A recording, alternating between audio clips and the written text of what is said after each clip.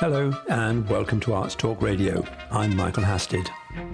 We bring you interviews as well as news and reviews relating to all aspects of the arts in Holland, concentrating on events in Amsterdam, The Hague, Rotterdam and everything in between or nearby.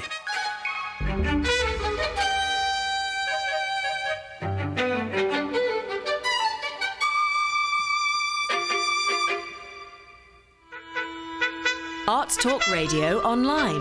Features on the arts in English.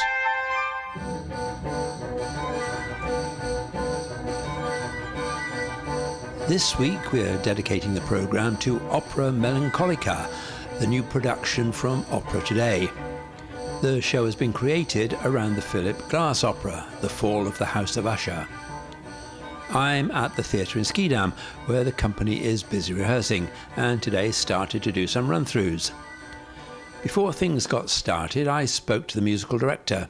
But first I wanted to know a bit about the company, which is based in The Hague, and earlier I spoke to its managing director, Alice Gubler. We exist now for 12 and a half years. It started with Serge and Hernan together doing an exam of Hernan at the conservatorium here in The Hague, where he studied. And that worked so well. It was fantastic. It was all students and everybody doing it in their free time. And it was really a little bomb of energy, how we call it now. And it really clicked. 2 years later, there was an idea of the conservatorium together with Hernan and another stage director to do, actually Michael Chance was the one initiating it, to do an Agrippina.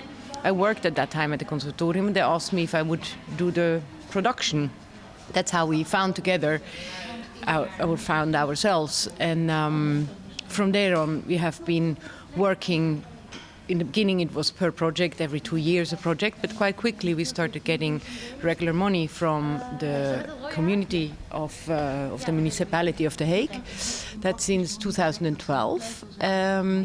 And since then, we actually have been growing to produce more and more regularly. So how many shows do you do a year now? We do one big show every year in which we tour, which is very special. We tour like 25 times through the whole country. That's quite a lot for opera, so that also means that singers stay with us for almost 5 months when they work with us. That is our main production, so that is this one. But we found out that actually in our own productions, we always co-produce with others, like now we work with the new European Ensemble or with Capino Ballet. And we found out that actually co-producing is really enriching on all fronts. So it's, of course, it's financially great because you can actually do much more together than what you could do alone, all of the different companies. But mostly, artistically, it really enriches a production. So we started also looking around where can we enrich others, where can we work also on other ways with people and co-produce in that sense. So we do also quite some co-productions, like now with the Reisopera, the Orfeo, where we're responsible for the musical part, so the orchestra and the whole musical interpretation with Hernan as a conductor. But we also have worked last year, for example, with the big theatre company here in Holland, and we did together Amadeus, the piece. And so also there we were responsible of finding and training musicians that were really also on stage, were not only playing their instruments, but also really acting. Also, like our auditions are not only auditions, we call them also working sessions. So actually, yes, we have an audition part where they just sing, but then we start working with them on musical interpretation, but also just on acting. We give them exercises and we work with them and we just see how does it click, does it work, and is that really the actor, singer-actor we need for our pieces. Okay, I think that will do. Thank you very much indeed. Emlyn Stam, Artistic Director of the New European Ensemble. And do you often accompany opera? Yeah, usually 1 or 2 different opera productions a season. And what's the lineup of your band, your orchestra, ensemble? The ensemble has a flexible lineup, so usually we do projects with somewhere around 5 to in the biggest setting around 20-25 musicians. So very flexible, just depending. We choose the instrumentation depending on the repertoire that we want to play. But we have 17 fixed members. And how is this opera scored? For 12 musicians. So you have the 5 strings, 3 woodwinds, French horn, percussion, keyboard, synthesizer keyboard, and electric guitar. And I think for some of the time, are you all on stage, or some of you are on stage all the time?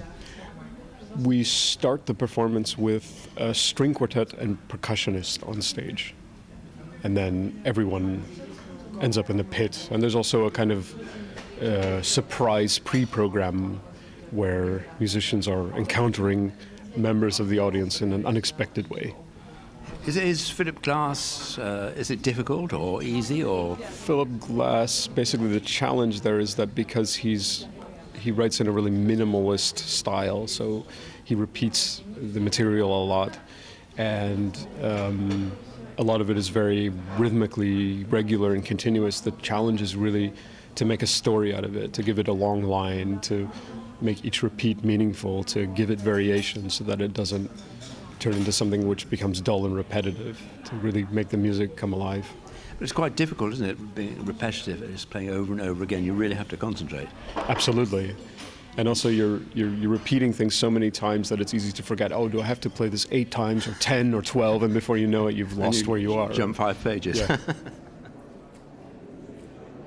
I'm now in the foyer of the theatre, and I need to explain a little bit about the production. A show has been created around the fall of the House of Usher opera. A sort of prologue has been added in which a psychiatrist character will deliver a lecture on melancholia before introducing the case of Roderick Usher, which is the opera itself. Before the show starts, some medical assistants in white coats will circulate in the foyer, along with some of the musicians, and they'll be asking the audience about their dreams and if they have any experience of depression and such like. This information will then be used by the psychiatrist to interact with the audience during his lecture. And I've just had the tables turned on me by being interviewed myself by a young lady with a clipboard. So what are you going to do with this information? When you know all about me, what are you going to do with that, with your clipboard? We just look it all through and look what people say and stuff. And then what?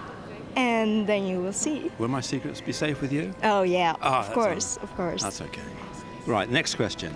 Okay, but also not things you really want to do in your life, like get millionaire or something like that. Actually, I did buy some lottery tickets today.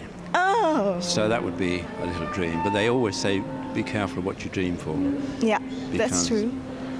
Your dreams are always perfect. The reality is the problem. Oh, yeah. Have you got room to write that down? Oh, yeah. I'm going to just write some words down and... Yes. Oh, look, and a musician. We've been joined by a French horn player. Fantastic.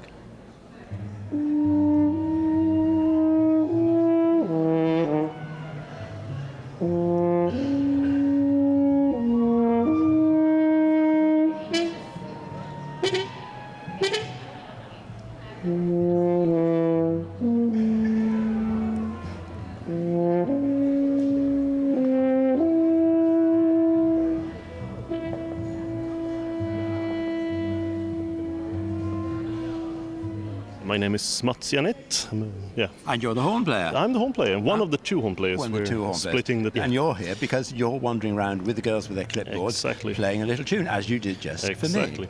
Yeah, I was asking about whether it was difficult or easy or neutral to play Philip Glass, because there's a lot of repetition. I mean, do you find that difficult? No, you need to get into a completely different mindset.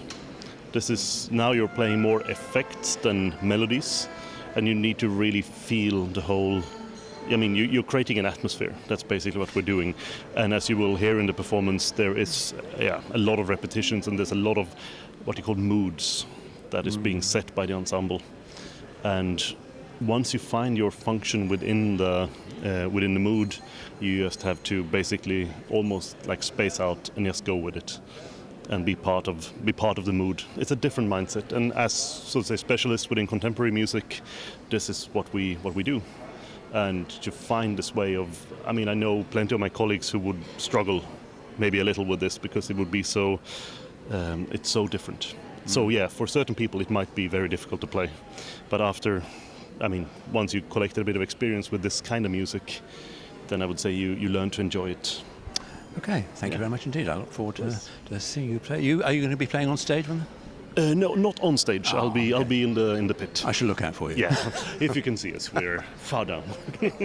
Bye. Thank you. My name is Serge van Veggel. I'm an artistic leader of Opera2Day and the stage director of this performance you're visiting tonight. And this is basically Philip Glass's For the House of Usher, but you've sort of expanded that by having a narrator, and you've used that to I suppose enhance, enlarge. Well, actually, it's a bit different. Basically, the opera vaporized within a new concept. So, because it's a piece about the melancholic. And what we do, we present in this performance, you are invited to the anatomic theater of the psyche. So instead of looking into the corpse, we look into the mind. And if you look at Philip Glass's piece, the Poe story, basically it is an allegory of 3 parts of the mind, you could say. So the main character, Roderick, the melancholic guy, is basically always in his thoughts. So he's thinking. And he has a twin sister, which is a ghost-like figure, which is feeling, you could say. And they are visited by a kind of somebody that comes to look at them, a friend of their youth, which is a kind of a spectator, so consciousness or inner spectator, you could say. So basically, that allegory, it is a kind of allegory for the mind, for the human psyche. And what we do in this anatomical theater, we invite people and we explain basically how it works. So you have that's a real thing that there's something called folie à deux. Which means that if you are together in a space for a longer time with a person that has psychosis, you also start seeing what that person sees. And basically in our anatomical theater, we do a folie à mille. So we start looking in the mind of Roderick Usher and we start seeing what he sees. And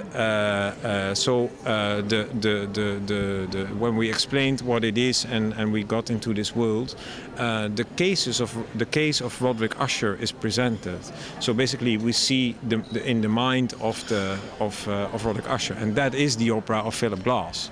But it is now the case within our anatomical theater of looking inside his brain. It sounds fantastic, and you do physically look inside because the main part of the set is a giant, 3-4 meter high perspex skull. Yes. And the lid comes off of that. Yes, yeah, indeed. And we have a Dutch expression saying that lifting the skull is kind of looking into the mind of somebody. So in that sense, it was not literally how that idea came to us, but it is there. It is we lift the skull and then you look into the mind. So the basic set is like an old-fashioned anatomical operating theatre. Yeah, we have a beautiful one here in Holland in Leiden, for example. I've seen it. So the tiers are like basically circular. It's like a sort of mini football stadium, and everybody stands around watching the operating theatre in the middle, and you've got this giant skull. Yeah. Edgar Allan Poe must be a director's dream, really, because there's so much you could do with it. Yes, indeed. And actually, I started reading Poe. I missed a bit. I studied modern literature, but Poe was in a way always absent. But it's very strange, and I also thought it was a bit of a horror ghost story writer. And then when you start reading it, it's superbly. It's really it's a scientist writing about a supernatural phenomenon, for example. And when I did my whole research, you see that these kind of stories are so layered. So in that sense, you can make a horror story out of it. But it's not how Poe writes. He doesn't write on affect, for example. He writes more on how the brain works or something. And that's what we worked upon with. I think he had a lot of bad press because there were all these cheap films made, these Roger Corman films in the early 1960s, and they were really... corny. They weren't good quality, weren't top quality films, and Vincent Price was hanging it up. So I think that was the image people have got of Edgar Allan Poe. But as you said, he was a great writer. Yes, a superb writer. Yes. And I think as far as dramatization is concerned, I mean, a gift for a director. And the wonder is that he came from Baltimore. That the Baltimore composer Philip Glass, is from the same region, wrote this so many years later this music, which is also fitting to it very well. It's a surprising piece because I knew Glass as from the Rocky Mountains, like pieces like Einstein on the beach or something. They're very abstract art pieces.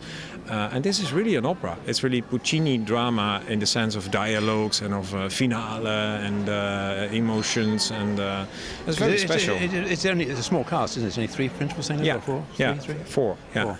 Yeah. Yeah. But you'll do something completely original and unique, then Yeah. you're okay. Well, thanks very much for that. I shall let you get back, and I shall look forward to seeing the run through in a minute. Thank you very much. Okay, bye-bye. You really have such a beautiful radio ending of this sentence. Oh, thank you. The run-through has just started, but there's quite a long introduction, and I'm in the dressing room where I've just about got time to talk to the 3 male singers. Okay, hello, my name is Santiago Burgi. I'm a singer and actor from Argentina, and I'm very honored to be playing the part of Roderick Usher in this production of Opera Melancholica, The Fall of the House of Usher. Was this a story you were familiar with before? Yes, I'm a huge Allan Poe fan. And the old films of Vincent Price? Yes, I love them all. I love horror movies, and I read all the stories of Edgar Allan Poe. So I was really excited about it when they first told me about this project. I didn't know the music yet, but I instantly liked it very much.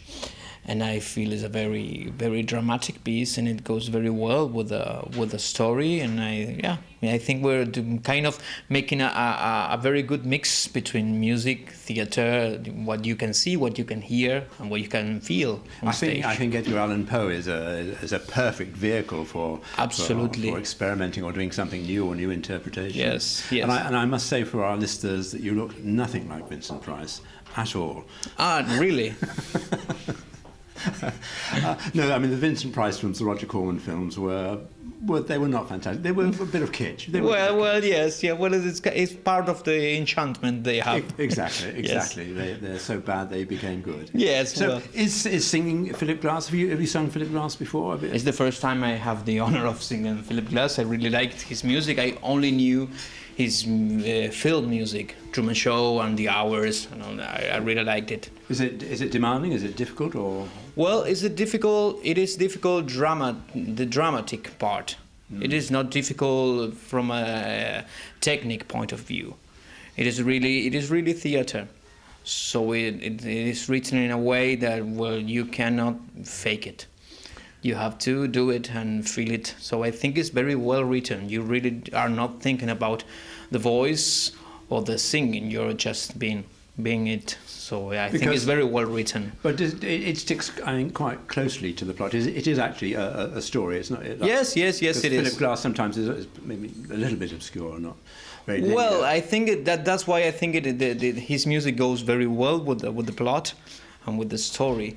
And he has all the classic Philip Glass, how do you say, tricks. That's a bit but we know what you mean. Yes. Recognizable traits. Absolutely. From the first bar, it is very recognizable. And I think it really goes very well with the music. And I think the singing part, is not demanding. What I tried to say, it is not demanding from a technique point of view. It is demanding from a dramatic point of view. So the best thing that he does doesn't let you think about what you're singing or about the music. You're thinking about the text and the script. Because I think this is one thing that's changed with opera in the last 20 years. Yeah. Before, opera singers used to be fat, they used to just stand there and sing, but now you have to look okay. Absolutely. And you have to be able to act. Yes. Well, for me, it is really musical theater. This piece is really close to, I don't know, to Jekyll and Hyde and all those kind of gothic musicals. So for me, yes, it's much closer to that and to some of rock. I think because Edgar Allan Poe has been always a source of inspiration for rock music.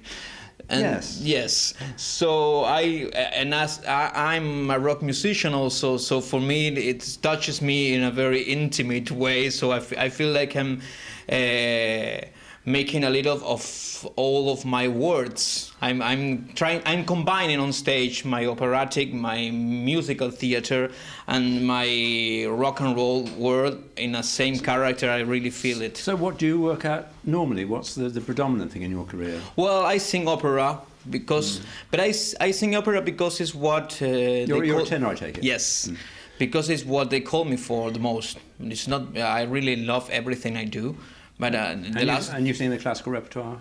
Yes, of course. Yes, I sing a lot of Mozart. All the Mozart tenors, I sang them all. Yes, but the thing I love most is rock and roll. Yes, but well, these last years has been all Mozart. It has been very fun and demanding. And yes, but I would love to continue my career trying to shift from one side to the other, and jumping from stone to stone is what I enjoy the most. Well, sounds fantastic. Yeah. Well, I should look forward to hearing it. Okay. Thank you very much indeed. It was a pleasure. Hi, my name is Drew Santini. I'm singing the role of William in this opera. And William is in the book is the sort of narrator, isn't it? Yeah. So what's your part? What function do you fulfil in this? So as Roderick Usher loses his mind, he calls for his friend to come and to comfort him, a friend from childhood. And so this is William. He arrives, and not having seen his friend for many, many years, they say since childhood, and William shows up with not much of a plan, but just hoping that he can be of some help. Can we basically quickly outline the story? Sure. It's that Roderick Usher has a twin sister. Right, Madeline. And she dies, or at least they think she dies, and this is a continuing theme with Edgar Allan Poe about premature burial. Right. They put people in the ground in a coffin with a little bell just in case. Yeah, exactly. They're not dead. And that happens. She dies, in fact, quite a ways into the opera. At the beginning, she is quite alive, actually, and she's sick, and she's resting in bed, and her sickness is taking over. And at some point, she does die, and we sort of ceremonially bury her in the original story. They bury her in the cellar of the to be house. To be handy just in case. Yeah, exactly, and which is why she also reappears. And I think in the original, his bed is directly above the coffin. So I think that's true. Yeah, exactly. Yeah, exactly. All a bit strange. Yeah. And then during the course of this illness and her subsequent death, I think Roderick goes mad. I think he goes mad, and it's sort of the magic of this piece is that the house is also like a fifth character in this situation. Because I think when your character arrives, you notice that there's a big crack going through the center of the house. And in our production, everything is very symbolic, and so we've taken it to mean something a little bit different. But indeed, in the original, he arrives to a house that is very old and has been in the family for generations and generations, and seems to have an effect on whoever lives there in a negative way. So he's the last. Madeline and Roderick are the last two living ushers, and somehow the house is in fact driving them mad or killing them, as it did with Madeline. And but in this production, you don't actually have the house. It's taking place in a sort of anatomical. Yeah, sort of inside the mind, actually, of Roderick, but also inside what we see is that it's sort of his world, his mind inside his sort of insane asylum situation. So he's being watched by a doctor, and everything that happens, in fact, happens inside his psyche in the show. All sounds pretty scary to me. Yeah. We shall see. Thanks very much indeed. Yeah, my pleasure. Yeah, great. I'm Georgi Sztojanov, and I play the medic in this opera. Plus, I'm the second cast of the main role, Roderick. Okay. So what exactly does your medic role entail? Because this is being done very much as a sort of medical production, isn't it? Yes, it is. The interesting thing is that in the original opera it's two roles, which last about 3 minutes together. So it's quite a luxury to have two different people for that. One is the servant who invites William to see his old friend Roderick. And one is the doctor of the family, who also gets a bit suspicious. Is he somehow involved in keeping the family in such bad conditions? So I really like that it's kind of a double character you are a bit afraid of, and you are not sure about his intentions, yet he's the one who should keep the family safe. And in our production, because there is really a doctor on stage who gives a half-an-hour lecture before the actual opera about the stages of melancholy and how to be treated with that, I am representing him in the head of Roderick. So I am the singing copy of the doctor, and we have the same costume, and I'm the one who... And a sort of alter ego. Yes, a singing alter ego. So not an alto ego. Yeah, no. And we had some experimenting of how to find this character, because it could be interpreted in so many ways. And we did keep a bit this cold and mystical, sort of spooky house doctor. It does all sound a bit spooky. Yeah, it is. We are observing a patient who has split personalities, but actually the doctor seemed to have as well a split personality. So that's a fun one. Yes, Dr. Hill yourself. Yeah. Okay, thanks very much for that.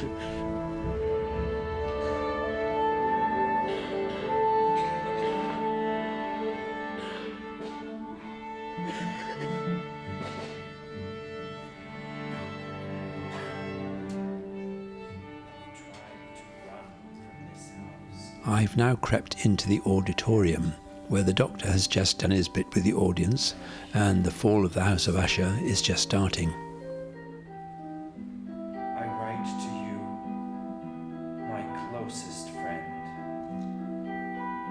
my only... Roderick is writing a letter to his friend William, asking him to visit and help him in his hour of need. I know you will come. No other reply is necessary. Your spirit will cheer me, I am certain. Yes, for your impending visage, I am already grateful. Leave now, William. I need you.